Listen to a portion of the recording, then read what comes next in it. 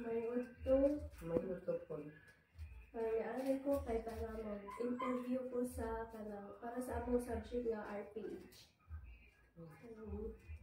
Nadiin dahil gikan ang nga balod.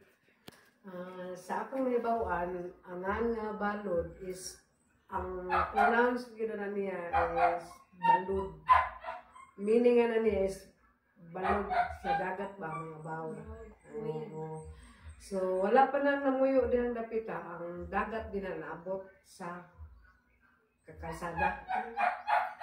Baluron pa na din dapita, daghan pa kay ng mga bawd, balod.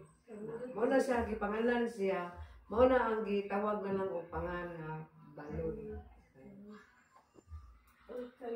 Kinsa joy unang nagpuyo dira sa balod? Sa akong nahibaw-an po, ang una yung nagpuyo din ha is mga katsila. Mao na sila si Mr. Francisco Bisin o si Mildred Bisin. Usa na sila kamagkaayo na puro sa sila mga katsila. Mao na yung unang namuyo diya sa balod. Oo, magkaayo na sila. Kanang unsa di ay ang mga delikasiya sa balod or kanang mga pagkaon? Ang daghan gyud dihang dapita sa balod is mga kamunting kahoy, kamuti, lubi o kanang mais. Mo ginay pinakauna din hangagi kuha nila, giduma nila.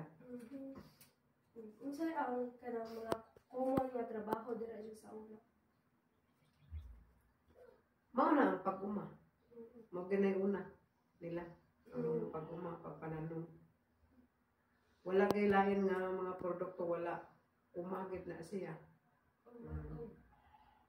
Panagat. Panagat. Huwag ka ng mga kuhan, magbuhat ka ng mga shell, na siya sa una ka ng mga shell. Magbuhat, ang uban diha, magbuhat huwag ka ng banig.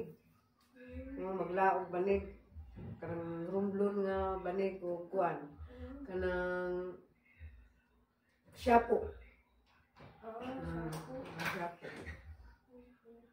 Kanang unsa ang patron sa kapilya sa balod? Senior Santo Niño. Senior Santo Niño Sa una pag ginamawagin na yung una nga gitukod nila ni pagpuyo nila din ni Mr. Francisco Bisin. Sila gid mo ay nagmugna na nagdaan na nga mao na ang ilahang pastor nga naay na Senior Santo Niño. So, maura ko tanan, daghan kayong salamat. Okay,